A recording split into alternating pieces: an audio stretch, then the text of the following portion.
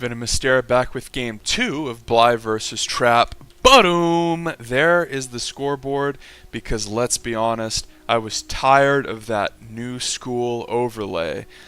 You know, it might look a little better, might be a little more sleek, obstruct a little bit less of the screen, but in terms of classic viewing experience, I think an experienced observer like myself is able to accurately illustrate the points that are going on within the game via boxing, via the different tabs and whatnot. But more importantly, I think one of the most interesting things is whenever you click on someone, you can see their hotkeys. And I think about the times when I was a very new player who was really looking for tips as another pylon block at the natural goes down in this best of 3 where the Protoss player currently leads 1-0. And I would very frequently think to myself, I wonder what hotkeys this pro gamer uses. And being able to see them is very nice as Bly's natural goes down.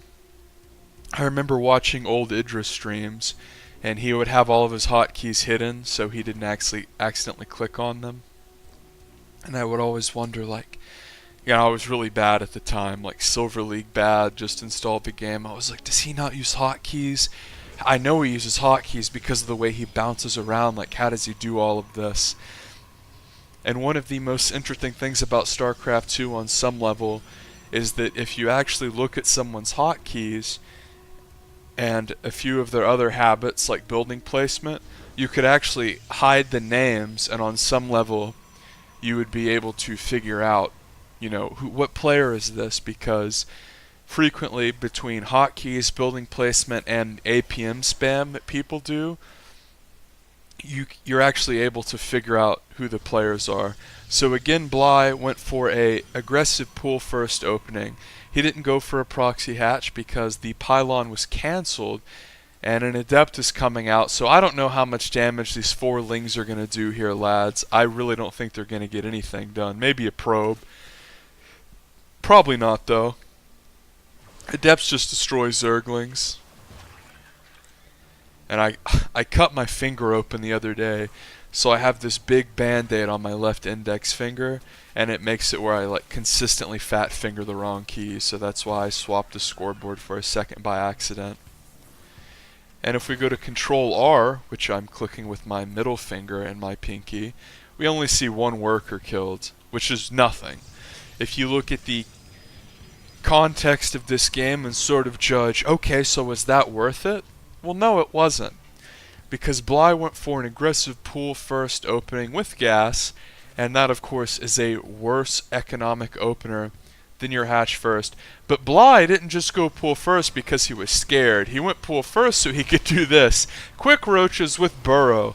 Now this really sucks for the Protoss player on some level, because with burrow, these roaches are going to be able to be rather annoying. Now, Protoss players no longer go for Forge Fast Expand, so that cannon that gives you detection won't be at your front door. Oh, the Sentry! Nice that a force field went down. That's pretty good micro from Trap. I might have actually put it on my main ramp, but what the hell do I know? 2 shield batteries will be at the front door, but Bly's going to make it into the main. And let's go to units here. No observer. That's extremely interesting. So that obviously means that the Protoss player Trap did not know that this was a burrowed roach play. This is a pretty damn uncommon opening, and an observer will follow after the power mortal. A lot of times people will do crazy roach stuff, but going hatchery tech, super aggressive burrow play isn't really common. With double shield battery out in the natural, Bly does not want to fight here because this power mortal will never die, like Jaedong.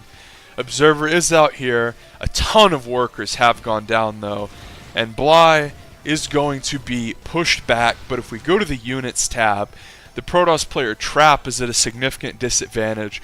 This cutesy aggressive play worked out really well, and this is the sort of play that Bly is known for. He's known to do these aggressive cheeky builds that put his opposition on the back foot and really puts him in the driver's seat to put pressure on his opponent. The final of the roaches go down, and with 2 shield batteries at the front door, I don't think Bly will attempt to follow up all in right now. Let's kick up that income tab over double the workers here for our Zerg player. Third base halfway done.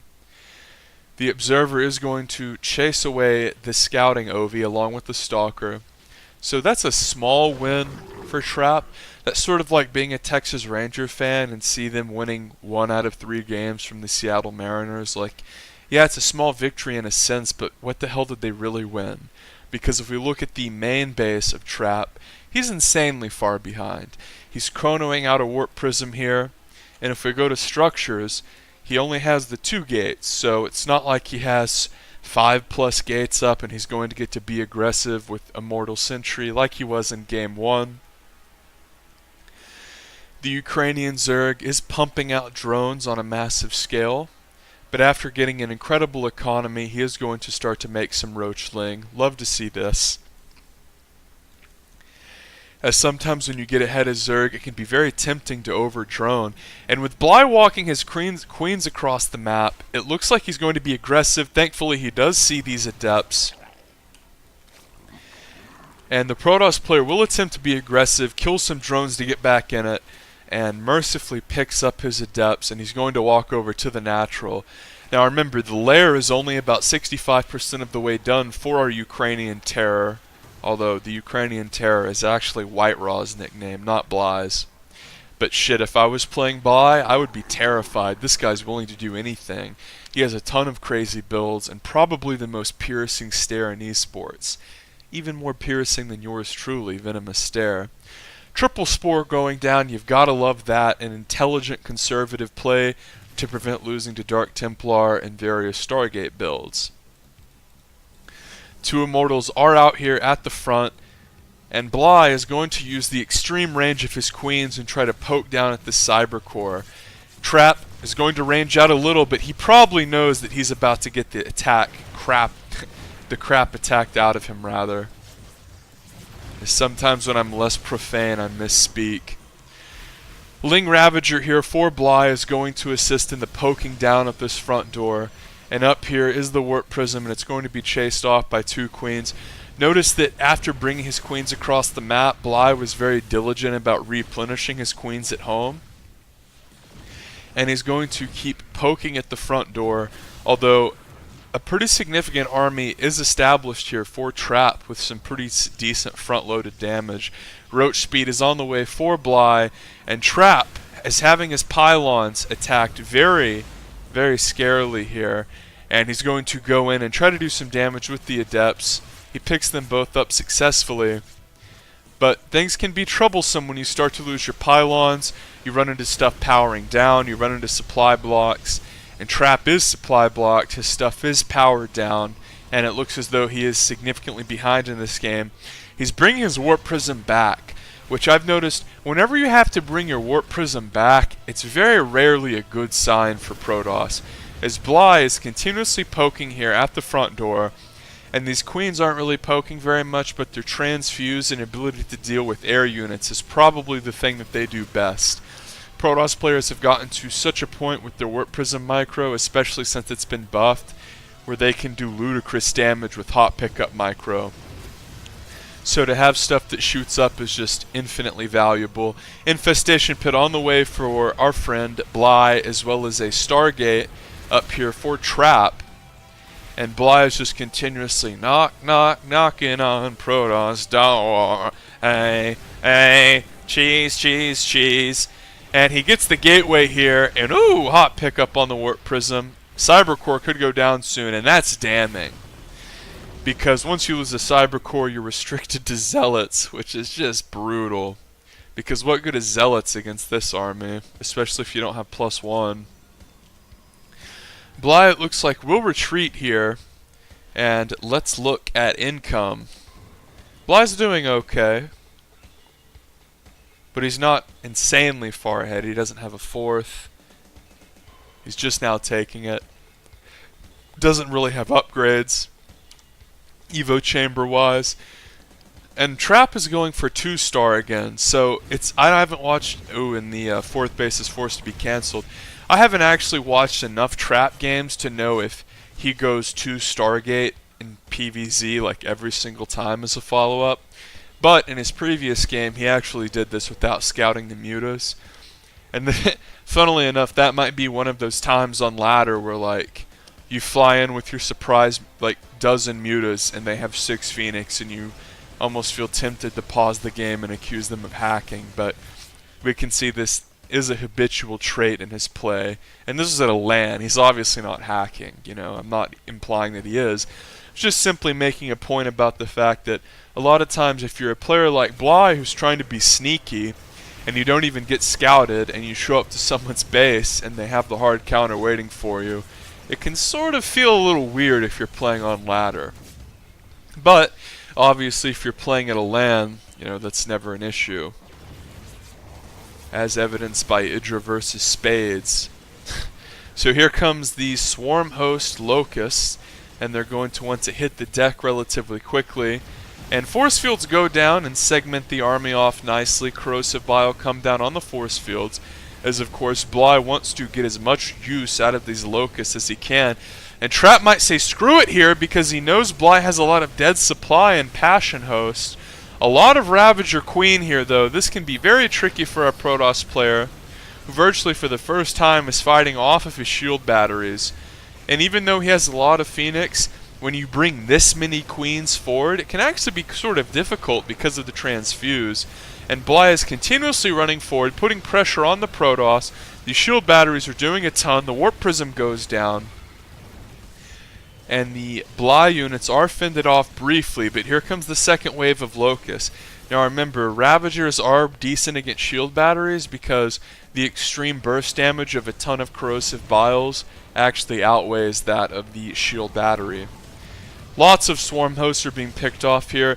This is what you want to use Phoenix for whenever you make a lot of them, is they can actually get you a ton of map control as well as really punish retreating armies. Now everyone knows all about the obnoxious drone harassment potential of Phoenix, but this is something that you don't really see used as much as you should. A lot of Protoss players think like, well, if I make a ton of Phoenix and he goes ground Zerg, they'll be bad. Well, if you make this many Phoenix and you utilize them correctly and get +1 attack, they're a menace.